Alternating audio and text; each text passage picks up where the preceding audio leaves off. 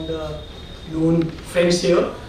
This is really kind of like a proud moment for me to be here and share my thought with all of you here who does research on wider, what we now call it, extended South Asia.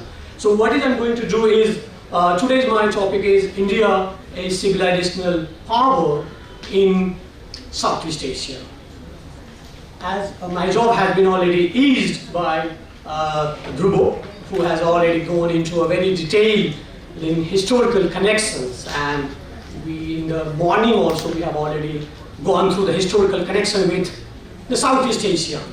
What I'm going to do here is I'm going to a little bit theorize, and then I would try to build upon how India can integrate more, not only in the civilizational context, but also create values and norms, because this is the era of creating your own norms and values in international relations when we are aspiring to be a great power. So what are those norms and values that we need to create to protect our own interests? And as we know, that historical connection that we have seen through the centuries, India has been a source of inspiration for the art, architecture in Southeast Asian countries. And what I call it, that was the first episode of cultural melange.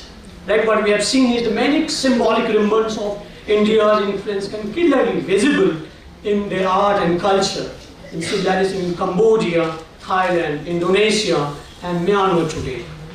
We also observe and witness the first event, what we call it in international relation, globalization. What we have seen in the case of how the Ramayana has been interpreted differently and localized the contours of Ramayana stories in this Southeast Asian nation. And that is the beauty of the tolerance, that is the beauty of a story that they carry forward. And we know that in Malaysia we have Hikayat Seri Rama, Ram Kher in Khmer. There is a very different explanation for the history also there. In the Ramayana stories are very different from our own. And that is the beauty, that there is no one to dictate the terms. And so they have borrowed, they have localized the way that we have localized the McDonald's. Right? So this was the first episode of globalization. What we see is also, second slide, now we have moved from the civilizational order to the Westphalian order. And if you have a Venn diagram that you have to create, earlier it was overlapping Venn diagram, and that we have seen in the case of, even in the case of South Asian countries. So first Venn diagram represents our overlapping of civilizations. And then the Westphalian came. And what they did, they tried to separate us in the terms of the boundary, and that emerged the territorial sovereignty. And that is the problem. What we are moving from a civilizational state to a Westphalian construct. And what is irony? Irony is European Union are going from Westphalian to a civilizational construct. They have created a European Union where they no longer believe in the boundary. Of course, there is a kind of, they have their own visa system. While we have gone through and adopted their way of living, their way of culture. And I think now this is time to move again back to our history to create a civilization that overlaps with other, rather than creating a separate, distinct identity. Because identity is blurred. Identity we create with different, when we interact with different cultures. And every culture gives us something in return. Now if we look at, so that was the kind of like civilizational connection. I will not go into details of the historical connection. Now if we look at how the Southeast Asians, our nations are integrating, or like let's say that leveraging its position, geographical position, vis-a-vis in dialogue with the China and the United States. So if you look at the ASEAN-China trade, and what I call it, like I said, that if you have a triangle, then China sits in the base, and they have the economic security, whereby they kind of lure the Southeast Asian country where they provide the economic security. But they also try to balance with the security architecture when they are very engaging with the United States. So if you look at this a chart where you have the number of bilateral exercises with China from 2003 to 2022. You will have only very less, 1, 2, not much. But if you look at it, how the Southeast Asian nation have done the military exercises with the Southeast Asian nation, is staggering, right? So that means what they are doing is they are trying to hedge, which is now in international. This is the hedging act by the Southeast Asian nations. So where on the top you have US as a security provider, China as economic security, and India as a civilizational connection, what I call it like a spiritual connection. So for the Southeast East Asian nation, from Indonesia to Vietnam to Thailand to Cambodia to Laos, every country looks towards us as a spiritual connections.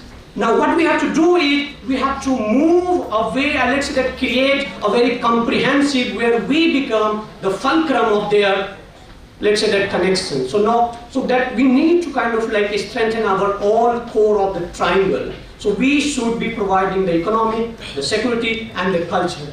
But we have not yet delivered. And there is a study that has come from, one from Singapore University and one from Lowy Institute, that says that they want, the Southeast Asian wants India to integrate and even looking forward to India to become a security provider. But we have not yet done. So like if you look at this South Asian nation, the 44.7% of the survey responded said India lacks the capacity and political will. Why? Because we are reluctant to be part of the South China Sea problem.